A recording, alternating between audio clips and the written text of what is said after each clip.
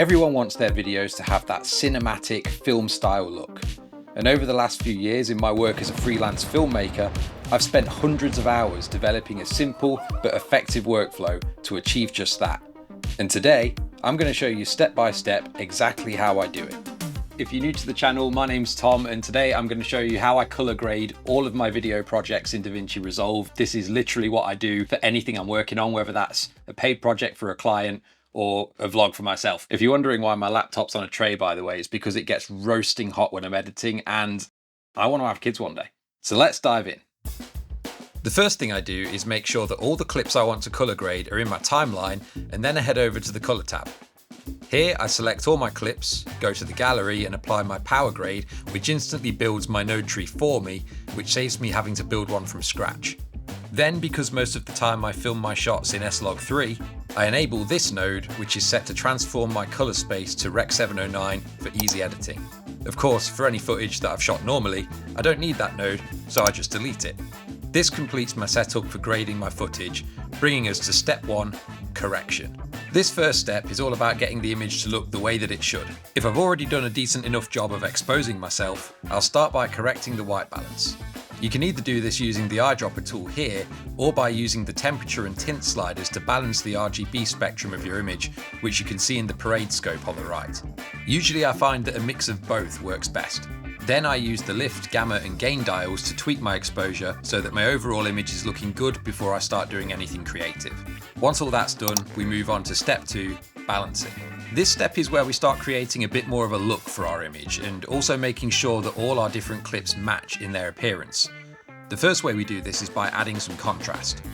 Now there is a slider for this, but I prefer to go to the waveform tab instead and create an S-curve, as this gives you a lot more individual control over your shadows and highlights. I personally really like a very shadowy look, but of course you don't want to go too crazy. Another tip is to slightly drop the top end of the highlights and raise the bottom of the shadows to emulate that soft filmic contrast that we see in movies. When I'm happy that this is done, I change to the vector scope and I check my image to see if I need to add any saturation, which usually I don't. Lastly, I'll then use the gamma dial to just make sure that my image's colours are sitting where I want them to. Mainly this is just something I do to make sure that the skin tones in my image are in line with the indicator on my scope.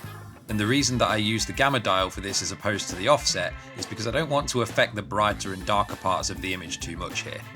Once all of this is done, our footage should look pretty flipping good already really. But of course, that means that it's time for the fun bit, creating the cinematic look.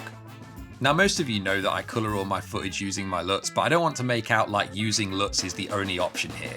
So here's an easy way to achieve that standard cinematic teal and orange look. Select the node where you're going to apply your look, go to the qualifier tab and use the eyedropper tool to select the skin tones in your image. Next, hit Shift and H, and then click the invert icon so that you can actually see what you're doing, and then continue by using the plus eyedropper to select the different shades of skin tone in your image. Once you're happy with your selection, make sure that your qualifier mask isn't creating too harsh a separation from the rest of your shot by adjusting the sharpness of the drop-offs on all these selection ranges. You want your mask to look milky and smooth, not harsh and cartoonish. Finally, you can hit Shift and H again to hide your selection and then use the gamma dial to add teal into your image. Classic cinematic goodness. So yeah, you could do that. Or, you know, there's always that LUT pack that I keep banging on about.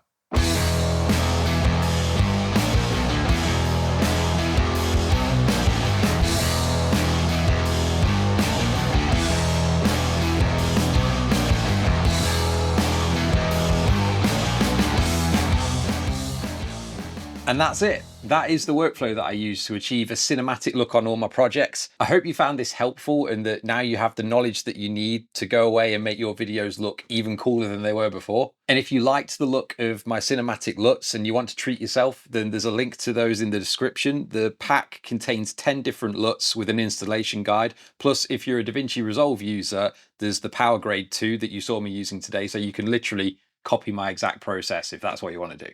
Thanks for watching, guys. I'll see you next time. Ba, ba, ba, ba, ba.